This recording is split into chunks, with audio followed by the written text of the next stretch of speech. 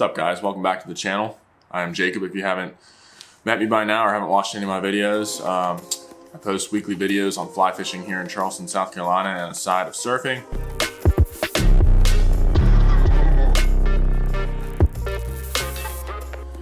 In 2 days, or actually tomorrow morning, I'm going to Puerto Rico. There is a decent amount of surfing on this channel. But for this one, we are tying some flies, and this one's the ghost shrimp.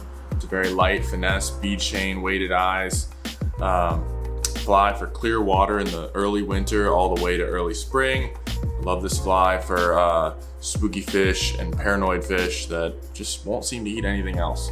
And if something like bright colors isn't getting a strike, I put that on. And if that won't do it, I mean, geez, downsized hook or just the smallest little shrimp you could possibly find. And you can even tie this shrimp in really small sizes. I think for this, I tied this in a size 2 hook, and it is a Mustad 34007. I love that hook because for clousers and little longer body flies, gives you space to work, gives you space to kind of spread everything out, make it a long, linear, tapered look. But I'm not gonna waste any more time. I've caught a bunch of fish on the ghost shrimp. It's a great paranoid fish fly for this time of year where a lot of fish are transitioning from solo cruising to schooled up. One fish in the school gets paranoid, they all get paranoid. So tag along. It's a super quick video, super easy tie. All materials are from Fin to Feather here in Mount Pleasant. I'm a pretty loyal customer to them. They have everything you need for tying flies, fly fishing, hunting, anything like that. I love that shop. So thank you guys for that. But let's just get into it and get ready to fill your box with these because they catch a lot of fish, a lot of different species all over the East Coast, including Florida. And it's just invaluable. So let's go. All right, guys, back on the stand. I like to keep all my stuff organized in a small little tackle box. And for this particular fly, I chose the same hook I use for all my clousers and really sleek profile, skinny flies. This case, it's a Mustad 34007. Pretty stereotypical clouser fly. Start off with some of this white thread around the shaft of the hook, just to give the bead eyes something to traction onto. I like the bead eyes because they are the perfect weight.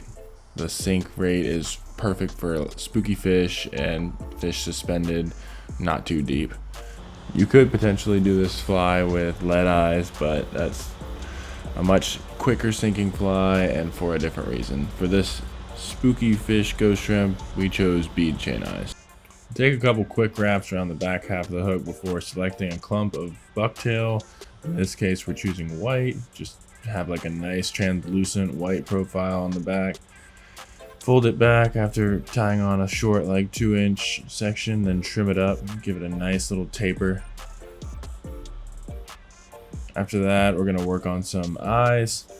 For this, I used 80-pound deep sea tests and just lit it on fire. It's crazy what will accumulate up in a nice big ball that look just like shrimp eyes, crab eyes, etc.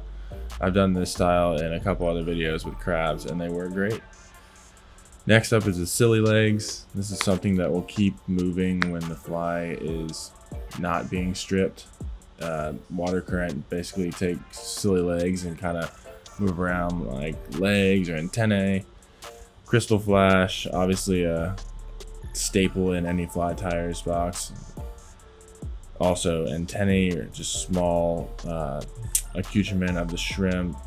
Next up is the body, and we make this with EP crustacean brush. Basically, it's a 1.25-inch crustacean, and you really don't need to use too much.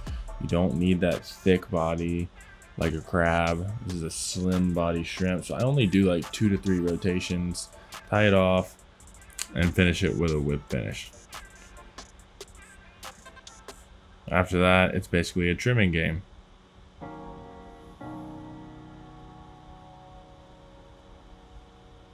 Take a pair of nice sharp scissors and just start cutting clumps off. Be very thoughtful of the legs and crystal flash you just put on carefully, and also the eyes. Nothing more frustrating than getting one of these ties halfway done or 3/4 done and then accidentally snipping off all the antennae.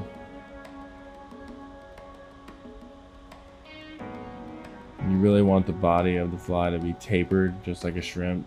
It's going to strip with the eyes facing backwards, just like a shrimp, and how they propel themselves. B-chain eyes are going to sink at such a perfect rate. It's a great fly for super clear water of winter here in Charleston. I love this fly because I was working with a school of fish that really did not want to eat anything, and then even a battle shrimp was just not cutting it with the pink spawn spot on the back. It really just did not let the fish key in. Last step is to tie in the weedless, and I really like doing a loop, and for this I don't use anything heavy. I think this is 40-pound mono, and it really gives the fly a nice finesse, yet completely weedless on oysters and in the grass. So yeah, you're nearing the end. Keep these wraps tight. Be sure to go behind the weedless and go around, just propping it up from both sides, keeping it nice and equally tensioned. And that's gonna finish it up. If you take a look now, the back half of your fly should really resemble a shrimp.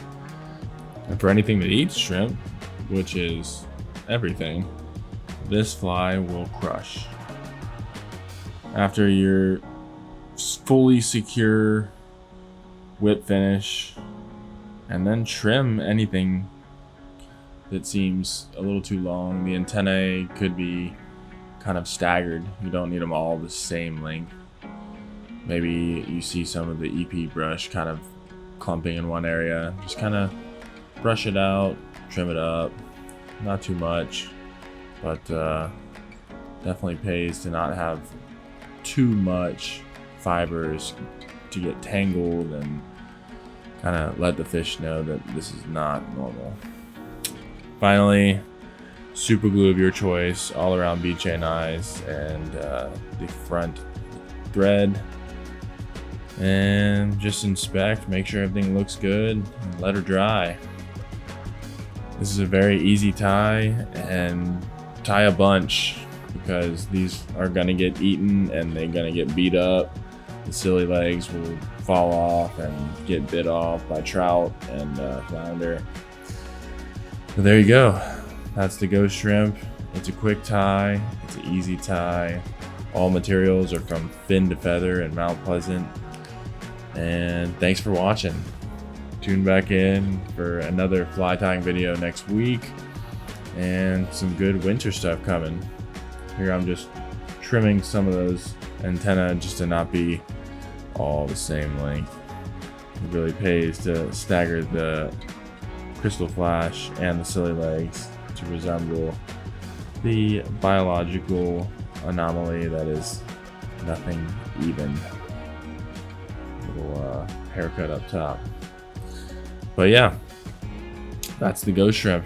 You did it. It was quick, painless, and you didn't spend too much money. See you next time.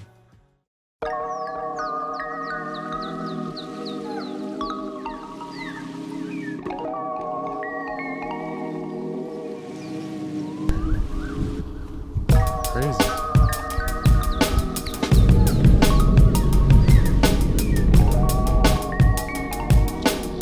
Oh, I got him. I got one. I got one. Oh my god, that's a good one too. Oh, that was at school. Oh my god, that was sick. Oh my god, he's going again. No. He crushed the ghost shrimp. They're spooky today.